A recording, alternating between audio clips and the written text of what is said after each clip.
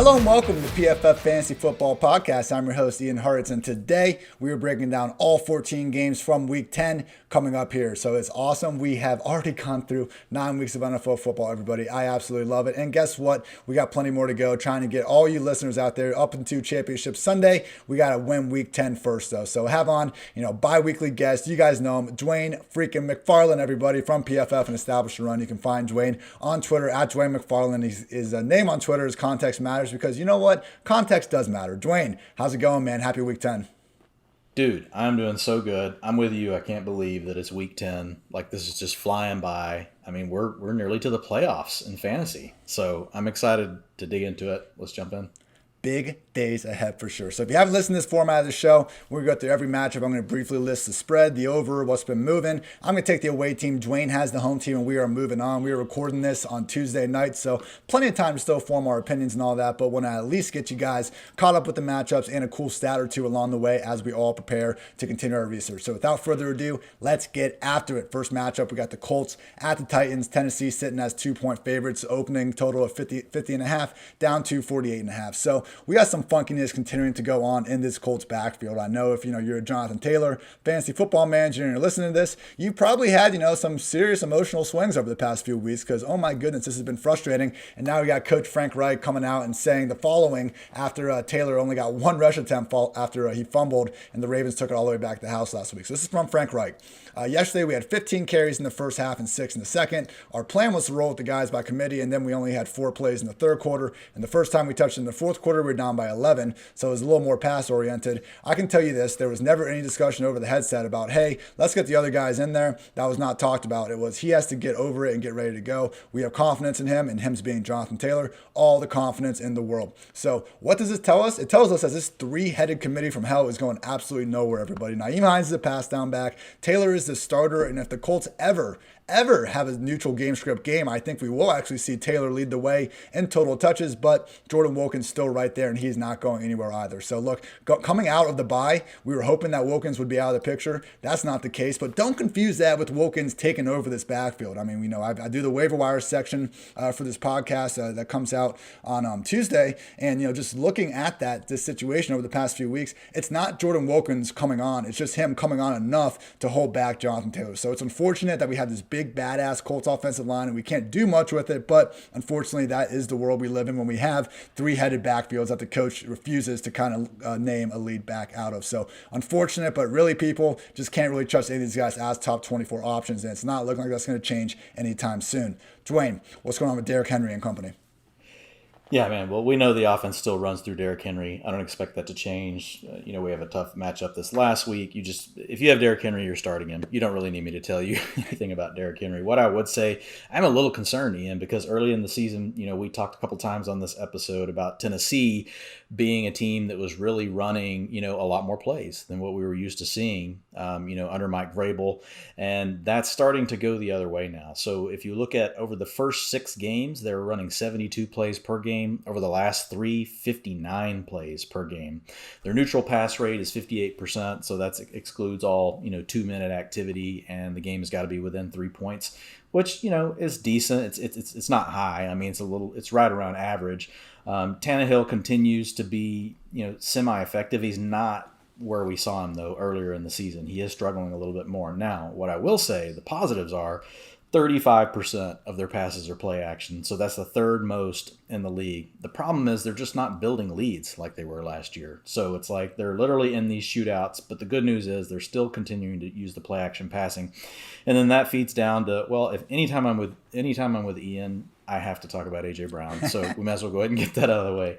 So A.J. Brown, 23% target share on the year, but 36% of his passes come on play-action targets. That's plus 13% versus the league average.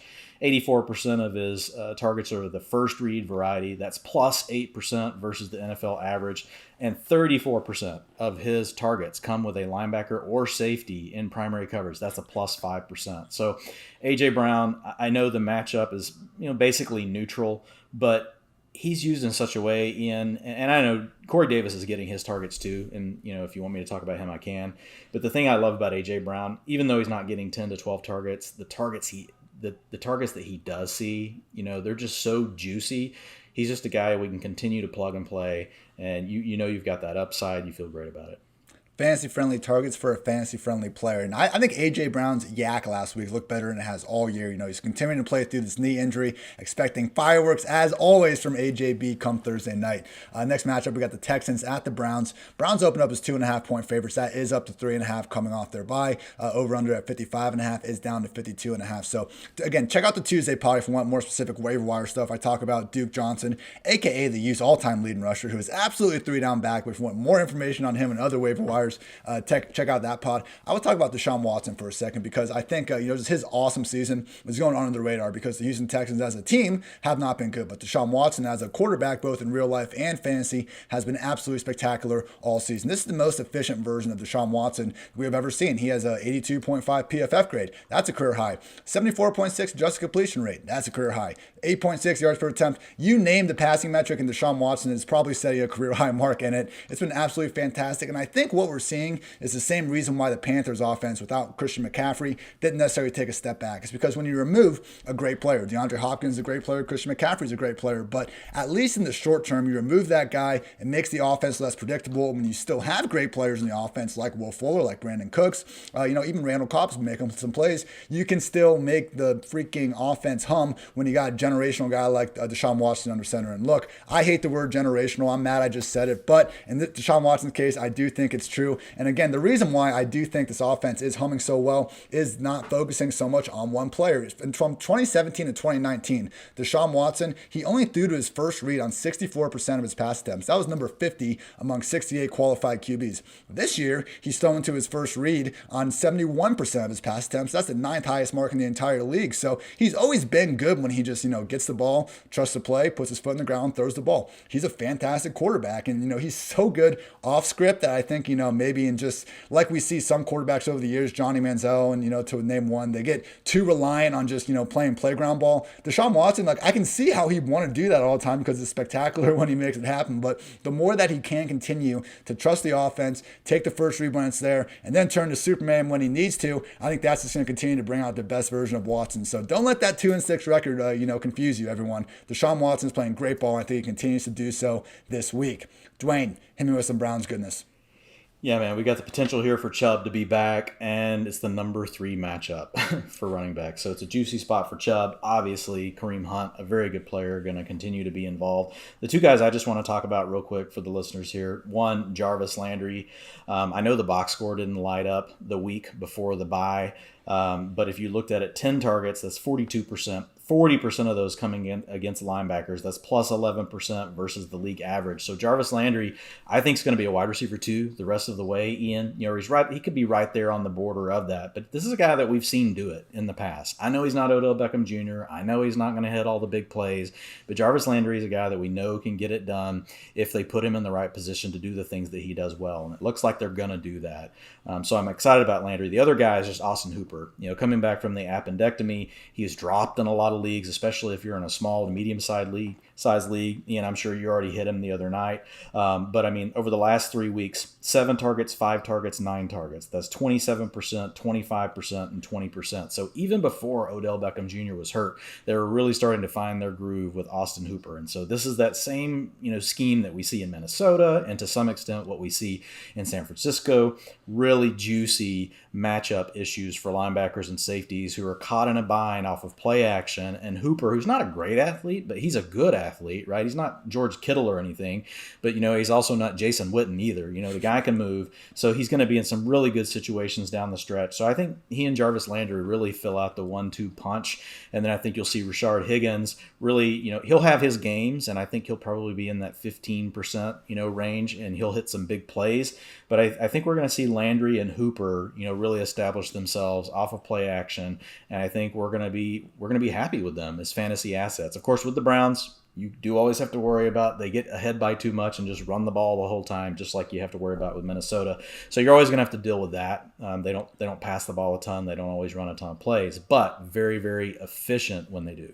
And the matchups coming up, man, not just this week. We got Texans right here, but then the Eagles, Jaguars, Titans, Ravens sucks, then Giants to Jets up until Championship Sunday, man. Browns might make a little run here, make a little contention run. We'll see what happens. It's certainly a good time to have Cleveland Browns players of all shapes and sizes on the fantasy football squad.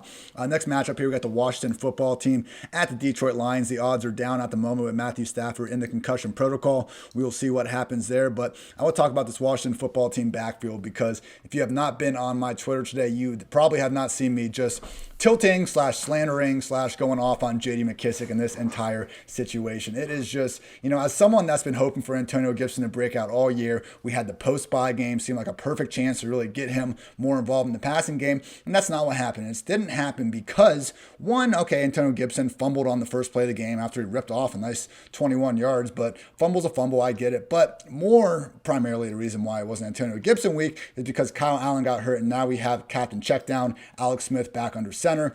Can't talk about Alex Smith without saying, great story, comeback player of the year. Now that we got that out of the way, look, he is a disservice to this offense right now. He's not taking care of the ball. He had 3 picks in 30 minutes last week. Dwayne Haskins had 3 picks in the first 4 weeks of the season. Alex Smith has checked down on 18% of his passes this season. Out of every single quarterback that has at least 100 pass attempts, no one else is higher than 9. So he's literally checking down twice as often. And for some reason, Washington seemingly won't put Alex Smith out there without J.D. McKissic there to quote unquote protect him. Now I say that, in air quotes, I'm using my hands as I say this.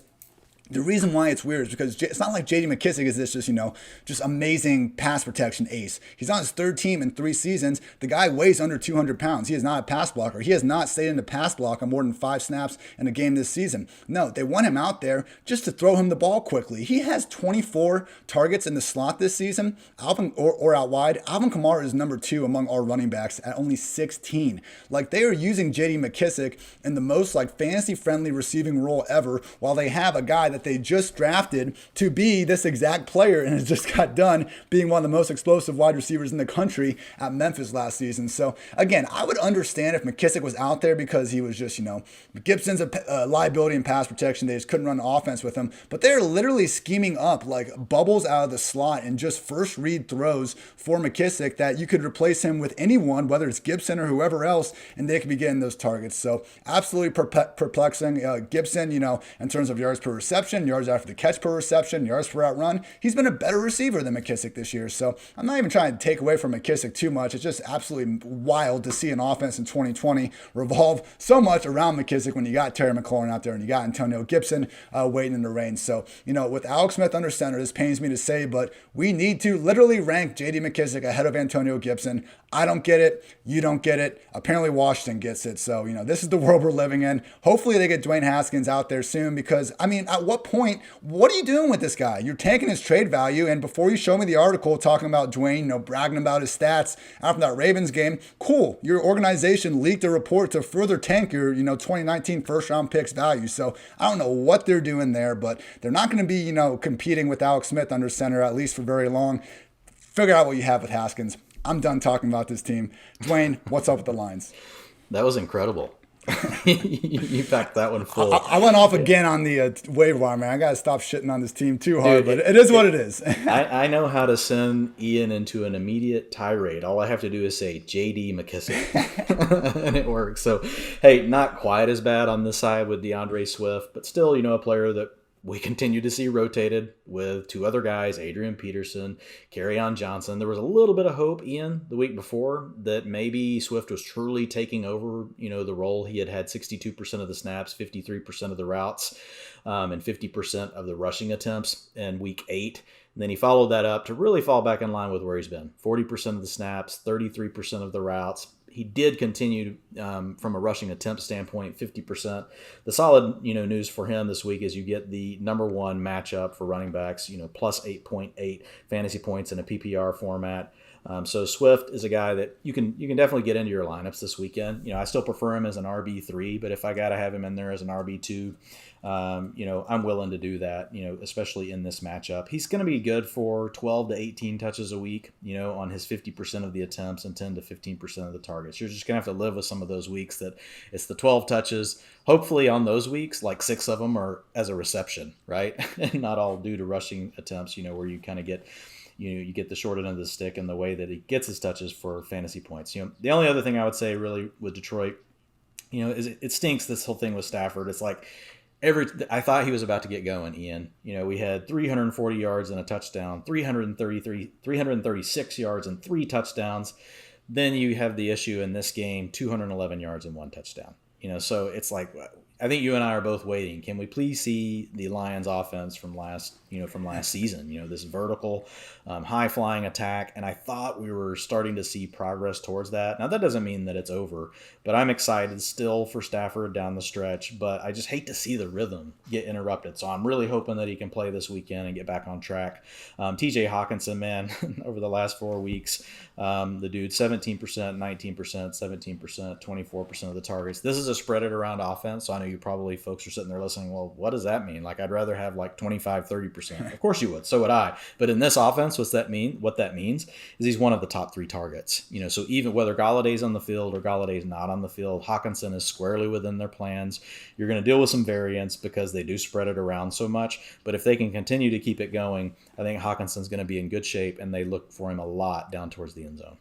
Yeah, look, any quarterback's going to be worse without their wide receiver one, so we can cut Stafford a little bit of slack, but he's playing differently without Galladay, man. His only 3 games all year that he's had under a double-digit average target depth have been the 3 games without Kenny G. So, yeah, tough to trust him, as a high-end fantasy option until we see them, get back those 2019 ways, as you said. Next game, we got the Tampa Bay Buccaneers at the Carolina Panthers. Bucs opened up as 6-point favorites. That is down to 4.5. Put a little respect on the Panthers' name. Don't forget, everyone, they were, a field goal away from potentially win that Chiefs game last week. Over under from at 47 is up to 50.5. So, this Buccaneers just debacle on Sunday night. I think we're probably better off in the long run forgetting about it in terms of efficiency. I know it happened. A loss is a loss is a loss. But look, this Buccaneers team is still an incredible team on offense and defense. We're going to see them have better days. Those better days were certainly not in week 9, but I think we could see it, as early as this week. But looking at the target distribution, this was a weird game in that no one really got featured in the run or pass game on either side of the ball. But, in the first game with AB and everyone there, we saw Brady really distribute things evenly. Mike Evans had 6 targets. Godwin had 6. Gronk had 6. Fournette had 6. AB had 5. Ronald Jones 4. Scotty Miller 3. And Tyler Johnson 1. So the interesting parts were, though, because, they ended up kind of getting Evans going a little bit at the end, but it wasn't much. And they asked Bruce Arians about the targets. And Arians said Mike Evans was open a bunch on Sunday. He just didn't get targeted. That's all. Mike was open. So I think a little bit was that kind of him trying to come back a little bit about, Marshawn Lattimore and his coverage. I don't think Mike Evans has caught a pass on him since 2018, which is absolutely wild. But, good for Marshawn for getting that. Or no, I think it's even 2017. It's their last, 2018. Either way, Marshawn Lattimore, had his way with them in coverage. But, this is the kind of thing we've seen all season where Bruce Arians' tone after week 1, I believe his quote was that, okay, when Mike doesn't get 10 targets, I'm sick to my stomach. Well, Arians apparently been sick to his stomach all season long because they just have not gone out of their way to get Evans involved. He's been playing banged up, but more than anything, they just want to keep using him in this red zone vertical field stretcher role. With Chris Godwin, we see him as more of the low A-dot, guy getting the screens. And, hey, Brady was throwing to him a little more often, I thought, down the field last week, but I still think it's, setting up, all signs pointing to AB eventually taking over this offense as, the quote-unquote true wide receiver 1. Is that going to be, too far removed from these other guys? I don't think so, but just in terms of which one of these wide receivers is going to be relied on underneath, intermediate, and deep areas of the field, I think it's still lining up Antonio Brown. Don't be surprised if they have better success this week against Carolina pass rush that ranks just 24th in pressure rate. Better days will be ahead for this passing game. Dwayne, quick thoughts on AB and then him with some Panthers. Yeah, man. I think it's going to continue to be pretty evenly spread, right? That's really how they run their offense. But I could see a scenario where, Brown leads them, down the stretch. My thought is it'll probably be, kind of this 20%, 18%, 17%, 16% kind of thing spread across, those 3 plus Gronkowski. But Brown's definitely got the big playability. We saw him get open on a few plays. We also saw that where, he and Brady are probably not on the same page yet. I don't think they planned on having to be out there running the no huddle and having to do some of the things they had to do in comeback mode. AB probably wasn't quite ready for that, despite living and rooming with his buddy, Tom Brady. I don't know if we should call it rooming. Like, he probably lives in a complex that's bigger than my block and your block together. It's probably not even, it's more like a neighbor, right? Not it's like a great roommate. But, Yeah, as far as Carolina goes, man, what about Curtis Samuel? And I have to say, honestly, I'm in a ton of leagues, and this is a guy I dropped like 3 or 4 weeks ago, and his opportunities, so targets plus, right, his rushing attempts over the last several weeks, 9, 9, and 12, routes 56%, 92%, 76%, 20% of the targets, over the last several weeks, 12% of the attempts. So, I mean, this is a guy that they're just continuing to get involved, and that's despite, the return of Christian McCaffrey, which is really the next topic. We don't know what's going to happen with the shoulder. Some are saying lean towards the doubtful side. I think it could be a true game time decision. But McCaffrey wasn't in his otherworldly, realm of 95% of the snaps, right? 90% of the rushing attempts. Those days may be gone with Mike Davis, but it was still plenty to get you to an RB2. You're not complaining. 37.5 points in a PPR format. Played 71% of the snaps, 61% of the routes, 23% of the targets. So you're going to be just fine with CMC. We just need him to be healthy. Mike Davis in his first week as a backup role. Now he did pick up some work late. I think CMC would have been more towards 75-80% of the snaps had he not been injured, and Davis got some of the work on the last drive. So Davis had 31% of the snaps, 32% of the routes, 14% of the targets. There wasn't a specific niche role for him. It was just, hey, give CMC a breather. We'll work you in where we can. He was RB30. He's obviously a huge cuff. You want to keep him intact if you can. Yeah, I think the pregame report was that they want to keep both guys fresh. They want to keep Christian McCaffrey fresh, and that means giving Mike Davis a few touches. That's fine. Not the same monstrous role, but yes, if he's out there, he will continue to be treated as a weekly high-end RB1. Next matchup, we got an NFC East showdown, Eagles at the Giants. My God, this whole division is such a dumpster fire. Eagles are 3-point favorites, 44.5 game total. Eagles are finally getting healthy. Maybe, this dumpster fire could be put out to some extent because, early on in the year, Carson Wentz played awful. I know it's been still up and down, but truly the first 3 games were some of the worst games we've ever seen from Carson Wentz, and then everyone got hurt. So we had a situation where we had a bad version of Wentz with nobody, none of his good players active. But then the good version of Wentz mostly came back, during that stretch where they started to pick up some wins. So hopefully the good version of Wentz is here to stay. I know we didn't see him against the Cowboys last time out, but coming out of the bye, they're getting Miles Sanders back ideally. Alshon Jeffrey, we've got Jalen Reagor and Dallas Goedert back from before. So look, this is good, but I just don't know how these wide receivers are necessarily going to shake out. My ideal, if I was running the Eagles for some reason, they gave me that power. I want Jalen Reagor as the field stretcher, Travis Fulgham as the big slot, and then we got Alshon Jeffrey on the other side. And if you want to just bump Alshon Jeffrey to the curb, that's fine. But, assuming that they're going to give him a little bit of that, hey, you've been here long enough, you're healthy, let's give you a chance type of role.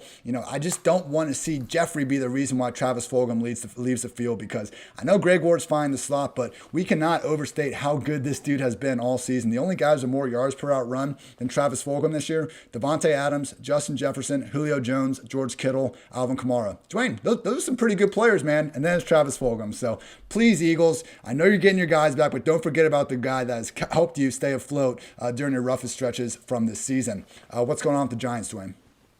Yeah, man, the Giants are an offense that's also looking a little bit different. Now, not quite as many yards as what you're talking about with the Eagles, but they've really adapted. And over the last 3 weeks, they've really turned this into an offense that's, funneled really through, Evan Ingram and Sterling Shepard. So here are their last 3 games. So here's Ingram, 8 targets, and 9 targets. So that's 30, 21, and 29%. And then Shepard, 8 targets, 10 targets, and 7 targets. That's 30, 26%, and 23%.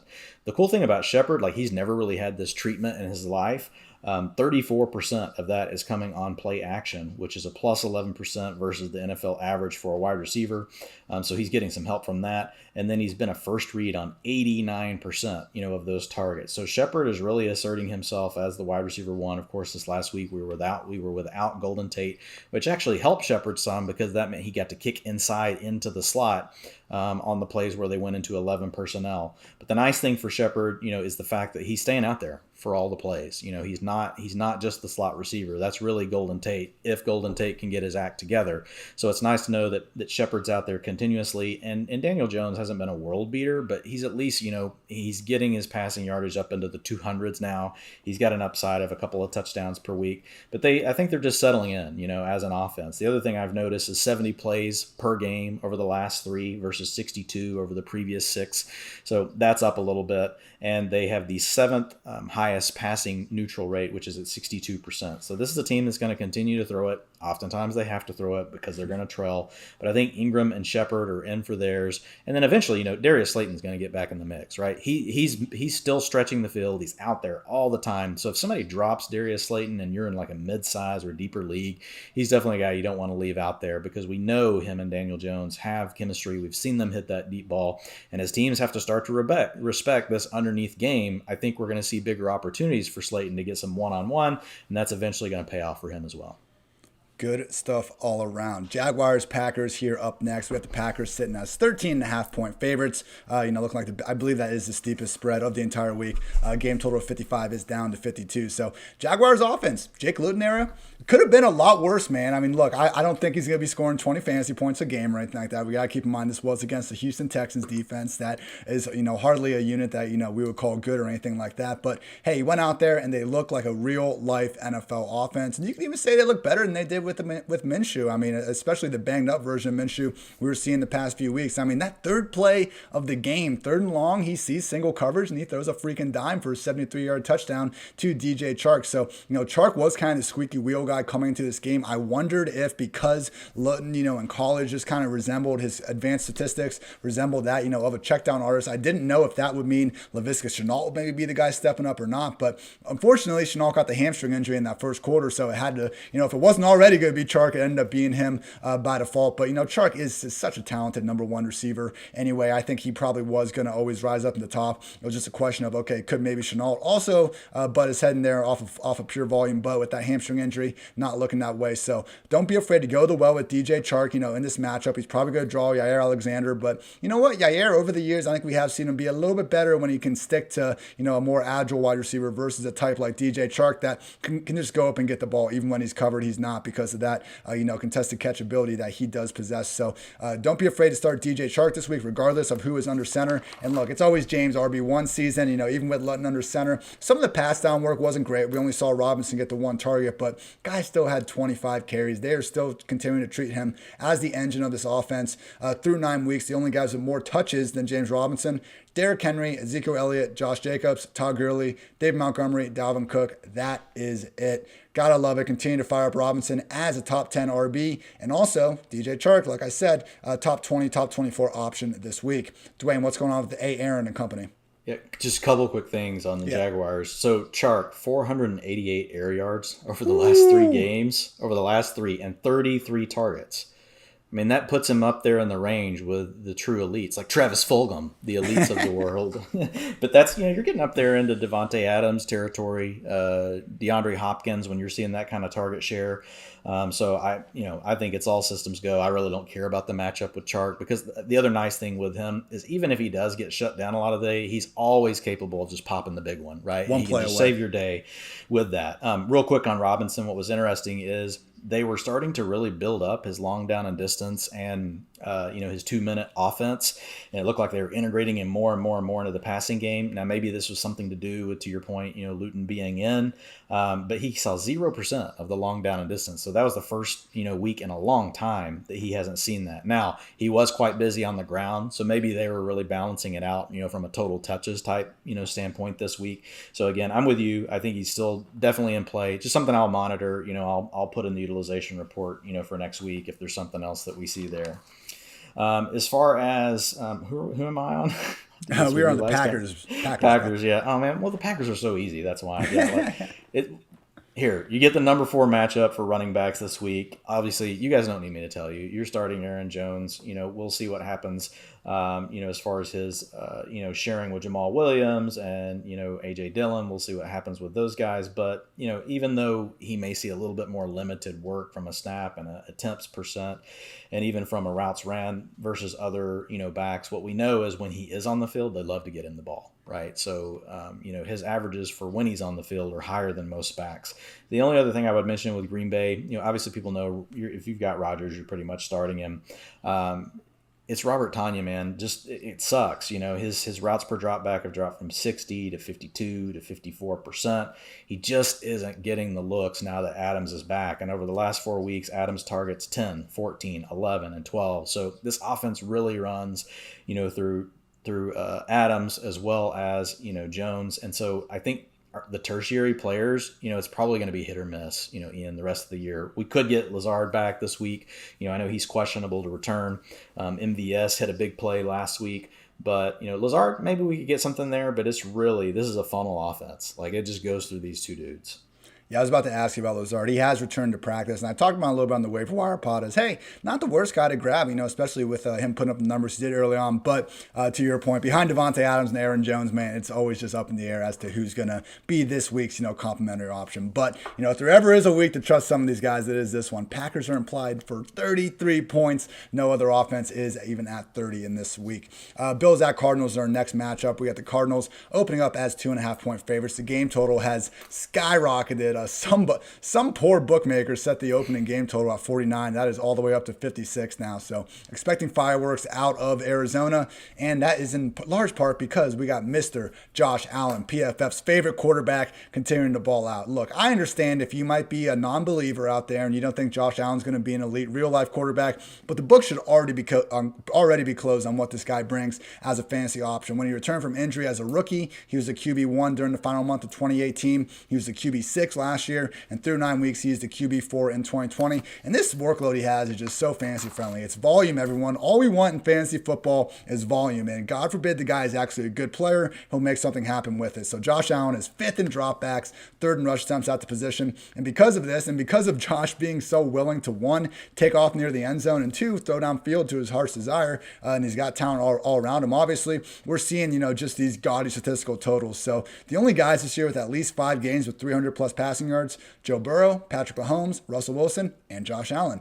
Only guys with at least 5 rushing touchdowns inside the 5-yard line. Dalvin Cook, Derrick Henry, Todd Gurley, Cam Newton, and Josh Allen. Guy is picking up tons of passing yards. He's picking up all the goal line touchdowns. Continue to fire up Josh Allen as a weekly top 5 QB. And just be happy he's on your team, because this guy, for better and for worse, is so fun to watch. And I am loving every bit of his performance so far in the 2020 season. Good to see him bounce back after a small down stretch, but we all knew that was going to happen. Dwayne, what's going on with Kyler Murray? Maybe try not to, simp him quite as bad as I did with Josh there. But well, man, it's hard not to. I mean, essentially, I think what we have with Kyler Murray this year is last year's Lamar Jackson, right? As far as, fantasy points, obviously the way he's doing it is incredible, because his upside's even higher. Why? Because he can have these 300 and 400 yard passing days regularly. Whereas with Jackson, that's more of an outlier. You hit a couple of big plays, they're going to run the ball a lot, and he's going to get his scoring there. So when I look at Kyler Murray, he's just, he's got to have one of the best floors, in the NFL as far as fantasy quarterbacks go. Actually,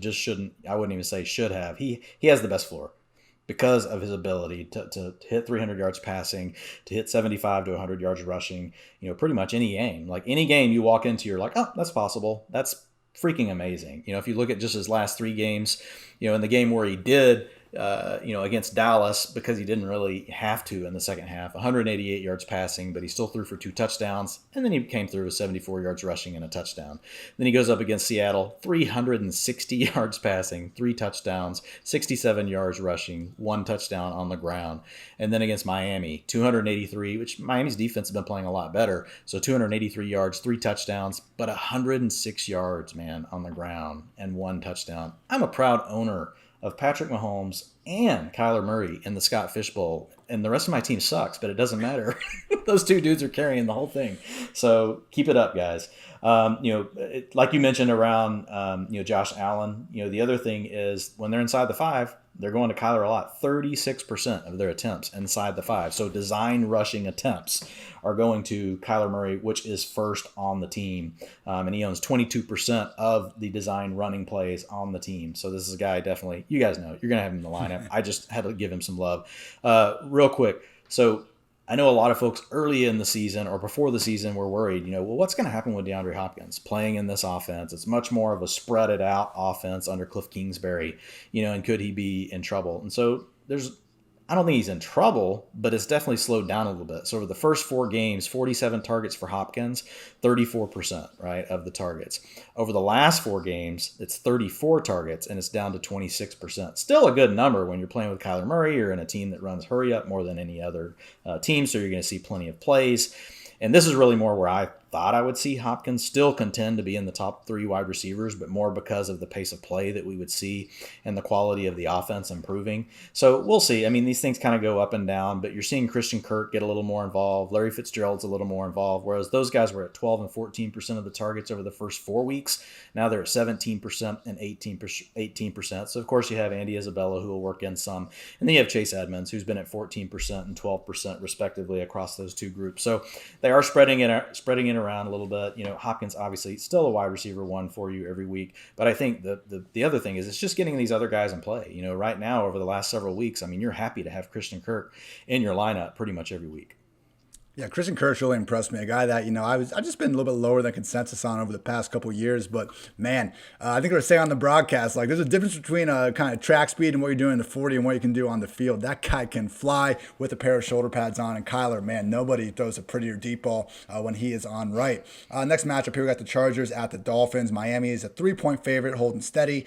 Game total of 49.5 is down to 48. So I have a bad feeling that this is the Justin Herbert rookie floor game that at some point probably has to come. Maybe not, though, because honestly, this has been the most productive rookie QB that we have ever seen in fantasy football. And we've seen some great ones over the years, but 24.3 fantasy points per game, people. Again, most ever by a rookie QB. That's better than 2017 Deshaun Watson, better than 2011 Cam Newton, better than 2012 RG3. The fifth guy is 2020 Joe Burrow. So it's a situation where both these quarterbacks have been highly productive, more so than we ever could have dreamed. And because of that, they've both been, season-long QB1s, and I would expect them to continue to be more weeks than not. But again, just there's going to be a floor at some point, man. We see it with rookies all the time, and now with them going from LA all the way to Miami to face a secondary that we have just seen come alive ever since Byron Jones was doing his thing. One of the best defenses in the league out pressuring the quarterback, and we know with Herbert, he has been so great under pressure this year, but that is one of those stats that we can see go up and down when the sample size, grows a little bit larger. So hope I'm wrong. And Herbert, hey, he's got at least 300 yards and or 3 touchdowns in every start this year. QB5 in fantasy points per game. You're firing him up. I have him ranked as my number 7 QB, but this is not the week to go to him in DFS, and maybe not the week to expect quite as much in terms of a ceiling game. So we'll see. But if I'm right, heard it here first, and forget about me trying to back up and maybe not go all in on the take. Because I love my guy Justin Herbert, but it's a tough matchup here, no doubt about that. What's going on with the Dolphins, Dwayne? Well, speaking of rookie quarterbacks, we've got Tua in his second start, and it was a very different game script. And the good news is they let him cut it loose. 64% of the time they were dropping back to pass versus the week before just due to special teams and the defensive touchdowns. I mean, they just didn't need to do anything against the Rams, so you saw a drop back rate of 49%, which is obviously really low. So it was good to see that they were willing to let Tua drop back, just try to get things done. 248 yards passing, 2 touchdowns, but he also added 35 yards on the ground. Not really known, despite, being athletic, as being a guy that's going to run the ball. Who knows? Maybe he was watching Kyler Murray and he's just like, I can do a little bit of that. I'm not Kyler Murray, but if you even notice, he was kind of trying to put some moves on some dudes. If you were watching the game, it wasn't just like, oh, I'm just going to run and slide. So I thought that was interesting. He must be really confident, in the hip.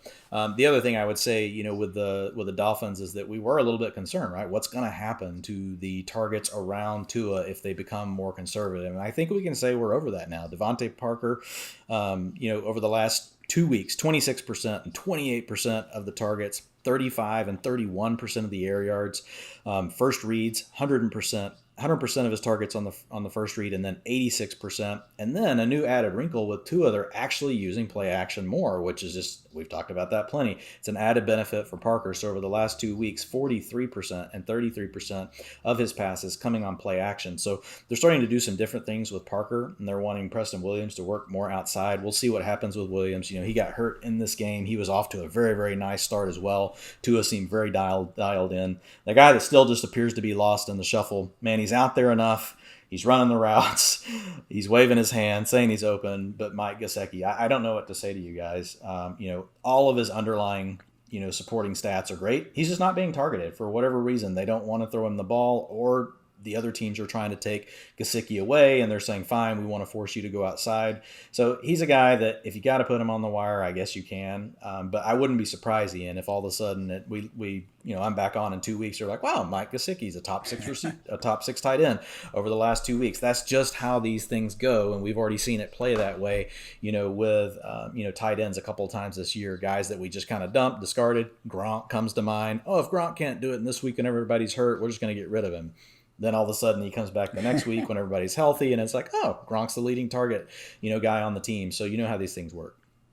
Yeah, man, I was, when that Isaiah Ford trade happened, I was happy purely because of Mike Gesicki, thinking that he could, now just be the full-time undisputed slot. And we did see a 70% snap rate, which was his highest since week 1. So I would hold him for another week. But to your point, this certainly is trending towards a run-first offense. And, if Parker's going to be a number 1 guy, we don't even know if there's going to be really enough there to support, a high-end number 2 option in the passing game. Next matchup here, Broncos at the Raiders. Raiders open up as 4-point favorites. That's up to 5.5 game totals, up from 51 to 52. So I just want to talk about Jaire Jeudy because he's been someone that, really hasn't had a big game yet this year until last week, I should say. He didn't have a big game until last week, but you can just tell from watching this guy, man. I mean, no rookie in the league, I don't think this year has shown just the sort of route running chops this dude has. And this touchdown, is he had that touchdown against the Jets where he mossed the guy, but come on, like it was more or less just an awful play by the defender. His touchdown in week 9 was like the epitome of what makes this dude so freaking good. He was running down the right sideline. He put his hand up in the air like Randy Moss freaking did for years, saying, hey, I'm going deep. Cornerback thinks he's going deep. All of a sudden breaks it off, catches the ball, and finds his way into the end zone. So just truly the most advanced route runner we've seen out of this class. PFF's Mike Renner told you so before the draft and couldn't believe he slipped as far as he did. And I think now we are going to see him truly come out and break out the rest of this year. He had 10 targets in week 8, 14 targets in week 9. Tim Patrick has been back. Does not matter. Jaire Jeudy is the number 1 wide receiver with the Broncos. And I think he's going to be at minimal, man, upside wide receiver 3 the rest of the way. You were firing him up as a borderline wide receiver 2 this week against the Raiders. After that, we got the Dolphins, which isn't great, but closing things out, we got the Saints, Chiefs, Panthers, Bills, and Chargers. Not saying all those defenses are, cakewalks or anything like that, but at a minimum, they got great offenses, which should force Drew Lock and company to keep their foot on the gas. And, say we will about Drew Lock, but the guy at least knows how to put up points in garbage time when they are behind. And I think the majority of those points will be going to Jaire Jeudy. So if he's somehow out there on the waiver wire, or, you have a chance to scoop him up this week after the big game, go get him. Because again, I do not think that week 9, is the only time this year we're going to see Jeudy go for over 100 and a score. Dwain, what's going on with my guy, Derek Carr and the Raiders? Yeah, man, quick thing on Jeudy. If you read the utilization report, you've already picked him up. But this last week, man, so over the last 2 weeks, 8 targets of 20-plus yards or more. That's insane, and he's working, to your point, he's working all areas of the field. I'm with you. I mean, I think he's right there in the wide receiver 2 mix the rest of the way, just because his game can really be applied to so many different things. He can get open via speed. He can get open via separation. You can move him into the slot. There's just so many things that you can do with him, and he's getting great matchups, so for 42% of his targets are coming with a linebacker or safety in primary coverage, which is almost versus the league average. The league average is 29%, so he's 14% above the league average. So one other guy, just real quick up for folks. Hey, keep an eye on Hamler, who is getting more involved. He's been running out of the slot. We know he has some big play upside as well, but you guys can read the utilization report if you want to know more about KJ Hamler. As far as who am I on again, dude? I do this every time. Hey, you good, man? Hey, anytime you can give KJ Hamler some love, you got to do it. You're on the Raiders, though. Yeah, I'm on the Raiders. Yeah. So, as far as the Raiders go, this is a team that I think the last time we were on, we're like, man, look at Derek Carr. He's right there in the conversation. You could almost think he's a quarterback 1. Well, then John Gruden does like his John Gruden thing, and he just wants to run the ball more. I think Gruden has shown us, he wants to control the game. He's not really interested in running a bunch of plays. He'll win as dirty as he can win. He doesn't need to be pretty in his wins, and that's obviously affecting the team some. So the guy, that I would mention here for the Raiders, really, it all just ties back to Josh Jacobs. And with Josh Jacobs, early on we were seeing, the opportunity kind of like Robinson with Jacksonville. He was getting so much, of the work on the ground that it really didn't matter, right? He was seeing 80, 85%, 90% of the carries. Well, then when you look at the last few weeks, 45% and 58% of rushing attempts. And so what that's doing is you're still going to start the guy every week, but it just makes his swings larger, right? Because now you got Devontae Booker, who they've just, whatever reason, you got to get him involved. He scored a touchdown last week, so they're going to continue to reward him. You got 3 guys involved. You got Rashard involved. You've got Booker involved, and you've got Jacobs. The most disappointing thing is early on in the season, even though he wasn't getting a ton of long down and distance and 2-minute work over the last couple of weeks, that has just totally evaporated. 0% of the long down and distance or the 2-minute work over the last 2 games. So Jacobs is just in a situation where he's going to have to do it on the ground. And even then, his upside's limited because they want to get Booker involved. So if you're a Josh Jacobs owner, again, like I said, you're going to start him every week. You got to fire it up. But, the upside's not quite what it was, and the floor is a little bit lower. So just adjust your expectations. If you can sell high, and again, these things change, folks. Like Booker gets hurt, all of a sudden, boom, back in business. Coach changes his mind, and 3 weeks from now, boom, RB1. So you got to keep those things in mind. But this is a trend that has been building with Jacobs. So if you can get something out of the name value, and again, guys, don't go give him away. But if you can get something really good back in return for him, and so many people are hurting at running back, and it makes sense for your roster, he's a guy that I wouldn't mind moving. Yeah, I don't get the fascination with Booker on the ground. We saw him in Denver. They used him as a freaking receiving back, man. This guy only had 36 rush attempts in his final 32 games with the Broncos. He already has 33 in 8 games this season. To his credit, he's averaging 6.8 yards per carry. He had a easy enough touchdown last week. He's not screwing up with the opportunity or anything, but yes, with a talent like Jacobs, we would certainly prefer if he was getting closer to 100% of that backfield's carries.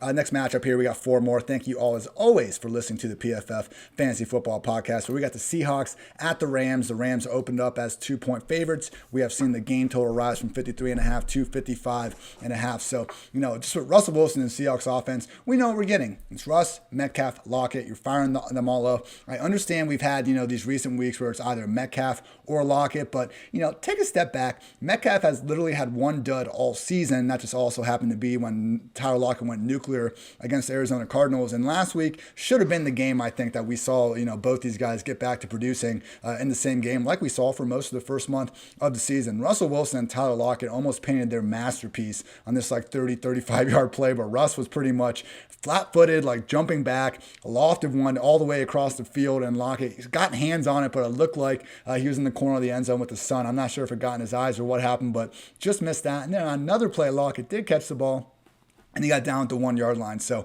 again, don't be, getting too cute and trying to, bench Tyler Lockett because you think it's a DK Metcalf game. I hope you're laughing at me for saying that's dumb, but even if I help one of you not make that grave mistake, that's enough for me. So please, for the love of God, keep both these guys in your lineups at all times, because you know what, with the Seahawks, man, it's just one shootout after another. They are first in points per game, and they are 30th in points per game against. That's a 29 spot difference. The only other team, the next closest team with a difference like that, where you have a great offense and a bad defense, is the Packers, and they're at 14. That's their ranking difference. So literally double the ranking difference of the next, most just, severely better offensive team. It's been great for fantasy. It's been great for this passing game, but, it's Russ, Lockett, Metcalf. If you want to have David Moore on the bench, talked about him in the waiver wire pod a little bit, there's worse guys to have in this offense. But, in terms of the running backs right now, Travis Homer came back and muddled this thing up. We're seeing DJ Dallas still. And it's just a situation where we can't have any confidence with these guys, because even double-digit touches would be doable in this offense, as like an RB3 or something. But we got Alex Collins there. So if it's Homer, Dallas, and Collins again, I'm pretty much out on all those guys. If Carlos Hyde comes back, we can treat him as an RB2, and Carson's obviously an RB1, but also, don't sleep on Rashad Penny, everybody. He had some tweets coming out today about, he didn't say anything specific, but did seem like, he is getting a little bit closer to coming back. And last year, Chris Carson was a guy that, when Penny was healthy, he was also splitting those reps with Carson. So, to your point, Josh Jacobs, someone you could potentially consider selling high on. Chris Carson is one of these guys where we don't know how the health is going, and with Penny coming back, might not be a bad idea if people are still, treating him as a true RB1. So, like you said, don't give him away, but just realize, while Russ, Lockett, and Metcalf, we know we're getting there, backfield continues to be far less certain. Dwayne, what's going on with the Rams in this just, again, nirvana of a fantasy matchup? Yeah, man. Well, it is a Cooper Kupp week, if that counts for anything. There we go. So it's a DK Metcalf, a Tyler Lockett, a Cooper Kupp. Let's throw Robert Woods in there. It's, all the receivers, you're getting them all in this game. But with Kupp, what's interesting is, if you look at his 2 biggest games of the season, week 3 and then week 8, they trailed 88% of the snaps in week 3, 81% of the snaps in week 8, and he had 92 and 98% route run rates in those games. He had 10 and 19 targets. So really not a ton more that I need to touch on with the Rams. Everybody knows we're talking about a three-headed monster in the backfield. I think we're going to continue to see that. I know that, it's something where we hope to see a little bit more work for Akers, but honestly, I just want to see him give it to one dude, and let that guy run with it. I don't think that's going to happen at this point. So that's something you're steering clear of. And then Tyler Higbee, man, talk about an all-time low, Ian, 36% of the routes in the last game out. Like that's we're getting into, I don't want to bring up any, old stuff, but we're getting into Chris Herndon territory, Ian. I was finally recovering doing that. Sorry, man. Sorry. Oh my goodness. Yeah, man, that is not, he had that 3 touchdown game early on to kind of keep everyone on the train, but it has just been rough ever since then. Only thing I would say with that, Darrell Henderson, he had the thigh injury. He had a whole bye week to get better. I would imagine he's okay, but that is one of the more key injuries to watch, because to your point, it does look like a 3-headed monster. I'd be surprised if Akers, continues to see so little usage here moving forward. But if Henderson is out, then maybe we can get behind one of these guys. Next matchup, we got the Bengals at the Steelers. Not seeing lines up at the moment, kind of with the uncertainty around Big Ben's knee issues, but we still got plenty to talk about here. So with the Bengals, look, Joe Burrow, ultimately, he's winning with volume. He's been good, but it's a situation where the offensive line's been so bad. We haven't seen a ton of separation from the receivers, which is a negative unless we're talking about Auden Tate. If you use that as a negative, shut your mouth, because he catches everything thrown to him. But anyway, with Burrow this year, look, we've seen 41 QBs have at least 50 dropbacks. Like, kept clean under pressure. He's not top 20 in yards per attempt, QB rating, or adjusted completion rate. Again, volume. That's what we care about in fantasy football, and the fact that Burrow has given us a little bit of a rushing floor, which he also did at LSU, has helped matters. So, I've said this with Burrow, even going back to kind of that Ravens game that really just stunted him earlier in the year. But there's 3 games this year where we can't use, 4 games. There's week 1 against the Chargers, there's a Ravens game, there's this Steelers game, and they play the Steelers again in week 15. So I'm sitting Burrow this week. He is a QB, I think I got him in my 17. So 2 QB leagues, okay, you're firing him up there. But look, pressure has been the kryptonite of this Bengals offense, and nobody is better at providing pressure on a more consistent basis than the Pittsburgh Steelers. So sit him this week. If Joe Mixon's back, if Giovanni Bernard's still the guy, I get it. You're just playing them for the volume. But for me, it's just impossible to expect, anything in ways of, a big performance out of this Bengals offense. Dwayne, what's going on with the Steelers? Yeah, well, obviously with the Steelers, we're going to be watching, Ben Roethlisberger. Let's see what's going on with his knees. He's also on the COVID list. So if he is out of the game, we all know what Mason Rudolph looks like, and it's not great. So that's going to lower the floors here for everyone. And it's just a spread out, attack. And I think the nice thing here for, Chase Claypool's 89% of the routes, 69% of the routes, 84% of the routes, 87% of the routes. So James Washington is basically an afterthought at this point. So it really is about Claypool, Juju Smith-Schuster, and then Deontay Johnson. So I think that's nice. They're going to battle it out every week, man. As far as who's going to be the lead guy, who's going to have the big plays. Any one of them is capable of coming up, with that play. And we've also seen that the Steelers are willing to slow things down and not really go, heavy in the passing game. If, they're winning and they're leaning on their defense, they've been willing to just kind of sit on leads in the second half. So that's always, a potential to happen. I think the biggest thing here is, what in the world? Everybody and their mom thought, this is my week for James Conner, playing against the Dallas Cowboys. Get him in there. He's going to see 20 to 25 carries. He's got 2 touchdowns, 125, 150-yard upside. None of that played out, right? The Cowboys defense came in, played inspired. They had a good game plan, and they shut things down early. And, we were talking about this before the show, Ian, and you actually found this, not me. 20 of their snaps came in empty personnel. So it wasn't like this work from James Conner was really going elsewhere, right? His snaps did go down from 58 to 46%, but not because another back was really more involved. Jalen Samuels over the last 3 weeks, 13%, 13%, 15%. So he's up 2. Benny Snell, 8% and 7%, basically the same. And then you had 12% go to Anthony McFarland. But when you really break that down, and you look at how many snaps, that's 8 snaps. So McFarland picked up 3 or 4 extra snaps this last game. It was really more about the style of play. The Steelers, we haven't seen them really in this mode where they have to be in comeback mode pretty much the whole game. Dallas, I don't want to say comeback like they were getting blown out, but they trailed, far more than they have any other time this year. So with the Steelers, obviously, like I said, keep an eye on Ben Roethlisberger. I think James Conner's fine. This was a situation where this game script just kind of got in the way. And we saw a wrinkle. So there's a chink in the armor, right? If they decide to go heavy in the passing game, just keep this in mind as we move into matchups in the future where we think we may have a shootout, or if we think the Steelers have a chance to trail, just something to keep in the back of your mind. Yeah, 100%. If anything with James Conner, it just, it's a reminder that he doesn't have that, just top 5 workhorse, doesn't matter what the game script is type role. It seemed like he was getting back to that, a couple weeks ago, really, week 6, week 7, that kind of range. But if they're just going to really go to empty, if a game gets, even a little bit out of hand, that often it is going to hurt, his target floor. So quick shout out to our sponsors over at Monkey Knife Fight, all first time depositors at Monkey Knife Fight that put at least $20 in their account while using promo code PFF will receive a free PFF Edge annual subscription. That's a $40 value, people, for just $20. And you'll get the opportunity to turn that $20 into even more money playing daily fantasy and prop games at one of the fastest growing fantasy sports sites in the USA, Monkey Knife Fight. So go to Monkey Knife Fight, deposit your $20 with promo code PFF today, and receive your free PFF Edge annual subscription. Check out the utilization report, check out the mismatch manifesto. You'll just be rolling in so much money, and all because of the fine folks at Monkey Knife Fight. So thank you to them. 2 more matchups here to go over. We are officially to the night games, everybody. Actually, 3 more matchups. I'm lying to you. So 49ers at Saints right here. We got the Saints opened up as 6.5 point favorites. That is up to 9. 53.5 game total is down to 50. So with the 49ers, every single wide receiver, is seemingly just absurdly banged up. Richie James went the hell off. That's awesome.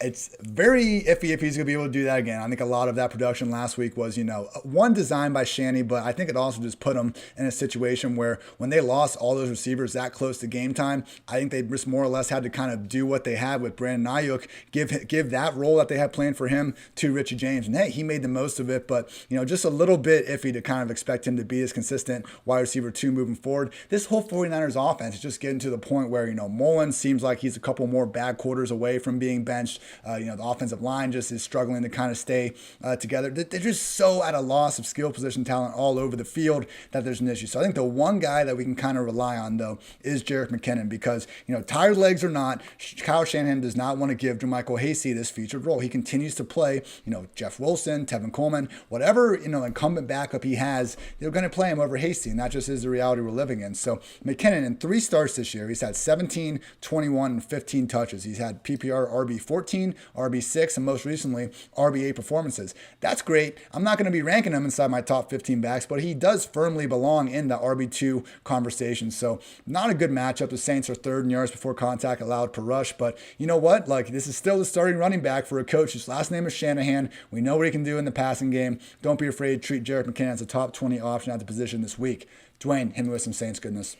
Yeah, man, the Saints are a tough one to really look at this week because they led 52 of their 60 snaps. So it's hard to tell, really what is the plan. Now the cool thing about the Saints is we already know what the plan is, right? But as far as, Michael Thomas coming back, what I like to do is in a situation like this is go back and look at the first quarter, right? Look at the second quarter. And, thanks to some of the cool things that we have at PFF, we can easily just pivot that stuff and go anywhere we want. So I just was pulling that up as we were sitting here talking. So 11 of the 12 passing plays in the first quarter, Michael Thomas was on the field. If you look at his end of the game stats, his snap rate and his route rates were much lower than that, but it's just because there was a blowout. He's going to be right back into his usual role. He's going to be a top end wide receiver 1, should continue to get healthier and healthier. You guys don't need me to tell you about Alvin Kamara. The other guy that's interesting that I really do like is Emmanuel Sanders. What was interesting is Traquan Smith continues to work ahead of him in 2 wide receiver sets, and Sanders not getting on the field until 3 wide. And at that point, Sanders kicks outside for the most part, and Traquan's, kicking into the slot. But Sanders, man, he brings a different element to this offense because, where, Michael Thomas is a really good player, a lot of it is schemed up for him, whereas Emmanuel Sanders can beat man-on-man coverage really anywhere on the field. It can be on a dig, it can be, on a go route, it can be, on, a double move. He's really good at setting up his opponents, and we're seeing that he and Drew Brees, they're getting more and more and more in sync. So I think Sanders is still going to be in that wide receiver 3 range, even if he's only getting on the field in the 3 wide sets, just because he and Drew Brees seem to really be getting on the same page. I'll be interested to see if Traquan can really hold off Sanders, given the difference he can make in the offense. And also the fact that Jared Cook, man, just continues to, blow opportunities. He had the 2 worst plays of that game, for the Saints. He's not out there quite enough from a routes per dropback standpoint, to up to where I like to see my tight ends in the 70 and 75% all the time. He occasionally hits that, but there's also the weeks where he'll be at 50%. And then you see Adam Troutman all of a sudden getting more involved. So Cook really has a down arrow next, to his name for me. Ian. I think, he still can be a tight end a fringe tight end one, in 12, 14, people formats. You may be playing the matchups type of thing.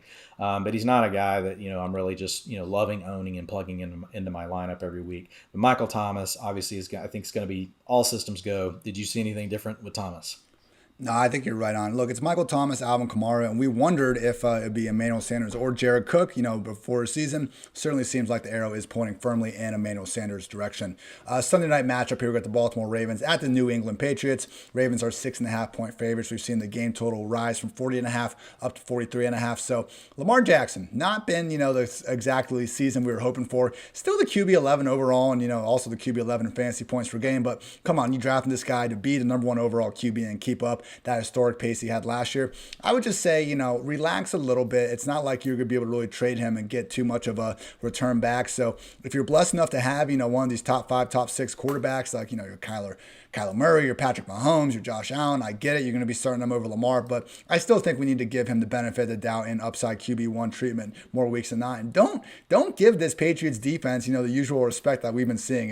If you did not watch that Jets game, that kind of told us what we've been seeing over these past few weeks with this defense. They just have so many injuries, guys banged up, not playing. They lost, so many guys in the front 7 on the COVID opt-outs before the season, that now that I think we're seeing, another round of injuries get them, it's not even that they're on their backups. Now they're just on the, whoever the hell they can find off the street. So only the Falcons, Bengals, and Lions have allowed a higher explosive pass play rate against the season than the New England Patriots. The secondary is no longer a strength, and we saw that, repeatedly with Joe Flacco making big plays down the field. So, I really thought that Marquise Hollywood Brown squeaky wheel spot was going to be last week, but if it's ever going to happen, it could somehow surprisingly come against this Bill Belichick coach New England Patriots secondary. We'll see, and I think, Lamar, hey, either way, he's going to have the rushing upside. The Patriots couldn't really do anything against him last year. He had 16 rush attempts, 61 yards, and 2 scores on the ground. But look, even if Belichick, just reemerges, and I'm not saying he's gone anywhere. Again, I think it's more of a talent issue in New England than anything. But, if he comes up with, a typical Belichick, awesome game plan, shuts down Lamar, again, we're going to have better days ahead, because after this, we got Titans, Steelers, that's tough, and then the Cowboys, Browns, Jaguars, and Giants up until Championship Sunday. So, could be rough sledding a little bit here in November still, but I think in December, if Lamar Jackson is your fantasy football quarterback, you are going to be a happy person. Dwain, what is up with Cam Newton and company? I have 2 words, Jakobi Meyers. It's like he's the entire offense. That's it. All right. No, seriously, I really don't have a lot more. 14 targets, in that game, 12 receptions, 169 yards. It's very clear that Newton's just locked onto the dude. He's going to him every chance he can. Hey, to Myers' credit, he flashed a little bit last year. We saw some things early in the season, and I think the Patriots may have something. He's another one of these former quarterback players, coming out of college. He had played quarterback, before, and now they're moving him into the slot, moving him all around. We've seen them do that with multiple players, and they may have hit on something. It'll be interesting to see what happens with Cam Newton, though. The Patriots did win. They managed to stay alive, but to your point, barely. Right, against the Jets, they can't really lean on their defense anymore. So I think the backfield's a mess, like it's always been, and I've kind of told folks that, look, if you're excited about Damian Harris, tell me that you were also excited about Sony Michel before, because it's essentially the same thing. You're going to get 35 to 50% of the attempts, but in any kind of weird game script, basically you get erased. Rex Burkhead still gets far more of the work down inside the 10 and inside the 20-yard line. James White's always going to be, a factor if it's in a game, where they're trailing or long down and distance situations. There's just so many different variables to trying to pin down, which really any of these backs that you're going to start. But outside of Jakobi Meyers and maybe Cam Newton, if I had to on a bye, I really don't even want Cam Newton in my lineup. I don't know of another player on the Patriots that I want to own, Ian, unless we're playing a showdown matchup. It's rough, man. We just need Cam to keep existing in that, that 1 to 2 second range between getting the snap inside the 5-yard line and finding a way to put that ball across the plane. Rough stuff there, man, for everyone except Cam and Jakobi Meyers. It's wild that Jakobi had that. His game was so big that no one is even concerned about the, 72-yard touchdown that Cam overthrew to him where he broke open downfield. He could have gone for like 240 yards and an extra score, but, I'm sure fantasy managers are not complaining too too much after that performance. Last game here, everyone. Thank you for sticking around. As always, Monday Night Football. We got the Minnesota Vikings at the Chicago Bears. Bears opened as 2-point favorites. That has swung all the way over to the Vikings and now sitting as 3-point favorites. So the over-under 46.5, that is down to 44.5. And look, it's Dalvin Cook's world. We're all just living in it. In his last 4 healthy games, he got injured in, I believe it was week 5, but last 4 healthy games, he's had 181 rushing yards and a touchdown, 130 rushing yards and 2 touchdowns, 163 yards and 3 touchdowns, most recently 206 yards and 2 touchdowns, 2 catches in every game. He's had 46 receiving yards and 63 receiving yards and another score over these past 2 weeks. You add it all together and we have PPR RB5, RB2, and back-to-back RB1 finishes. So look, man, I set my ranks usually like Wednesday morning before 9 a.m. and, sometimes 9:30. Chill out, everyone. But with this situation, I told myself a couple weeks ago that Alvin Kamara was going to be, even with McCaffrey coming back, the overall RB1 down the stretch. Now I'm starting to wonder, should it be Dalvin Cook here moving forward? So, hey, obviously we're all starting Dalvin Cook, but, just thinking in the grander scheme of things, whether we would want Dalvin Cook versus Alvin Kamara moving forward, great problem for anyone to have out there if that really is a, question on people's minds. But I think it is a conversation. Just, Gary Kubiak's RB1 has always been a freaking cheat code. And now in this matchup, man, not quite as tough, I think, as people maybe think it is. I understand the Bears, were able to defang Derrick Henry last week, and that's great, but this defense hasn't exactly been locked down against the run all season. Specifically, we've seen them really allow just some big plays on the ground, and it was surprising Derrick Henry didn't go off. I had quite a bit of money in GPP thinking he would go off, so I'm not happy about it either, but literally only the Bengals have allowed a higher explosive play rate on the ground than the Bears this season, so haven't been all that great in yards before contact allowed per carry too. Don't be surprised if Dalvin Cook keeps on keeping on against this Bears defense. Dwayne, is Dalvin Cook your RB1 this week, and then him with some Bears? Yeah, dude. I mean, Dal Cook is like, you can't go wrong with it at this point. But, if you own Kamara, if McCaffrey manages to be healthy, it's those 3 guys clearly right at the top of the heap because they're just involved in every aspect right of their team's game. Cook, it's to your point, man, it's just so explosive. Like he's just he's on fire right now. As far as the Bears go, we've really seen their offense start to make a transition really more into 11 personnel. So over the last 2 weeks, 80% and 74%, both season highs using the 11 personnel grouping. And so that's opening up some opportunity for Anthony Miller, who's been on the field quite a bit more. 18 targets for Miller over the last 2 weeks, 3 consecutive games with over 70% of the routes. And then Darnell Mooney is the other guy. So 14 targets over the last 2 weeks, but man, 371 air yards over the last 4 weeks. Now, that's not the same as what we talked about with DJ Chark over the last 3 weeks earlier, but that's still really good. So Mooney, I like him. If you're in a deep league, and you got a bye week, you need a wide receiver 3 or you need a flex, there's worse plays than Mooney, especially against the Vikings secondary. The thing you have to worry about with the Vikings, if they get that, kind of Python grip going and they want to slow the game down and everything's working for them, they can really sap the opposing offense right from snaps. So you kind of got to keep an eye on that. But 80% and 74%, like I said, in the 11 grouping over the last 2 weeks. So that's a real positive thing. As far as the 3 receivers getting involved, I think, you're seeing Matt Nagy finally figure out that, look, I got to do something different. We don't have enough on offense. Our defense is okay, but to your point, it has holes. It's not the defense that we saw a few years back when they first acquired, Khalil Mack and when they were so dominant. So I think he's finally starting to adapt, and some of it could be Miller's health. Miller's dinged up quite a bit, so he may just now be at a point where he's worth getting on the field. But Miller is also a viable, he's really a wide receiver 4, but if you need him, as a flex play, if you need him as your wide receiver 3 on a week where you got some bye week things going on, he's a guy that you can plug in. Yeah, Miller's someone I was probably a little too high on during the offseason. He's one of these late round guys. I wasn't telling you all to draft him in round 5 or anything crazy like that. But, truly, Darnell Mooney, that guy is a baller, man. The things he should have had a 90-yard touchdown on Jalen Ramsey, a 50-plus-yard touchdown on Carlton Davis. Unfortunately, I haven't seen, the consistent connection between him and Foles. That's going to do it, everybody. Thank you for sticking around to the PFF Fantasy Football Podcast. Dwayne, your utilization report is one of the best pieces of content on the internet. Tell the people where they can find it and what it's all about. Yeah, man, it's up on PFF now.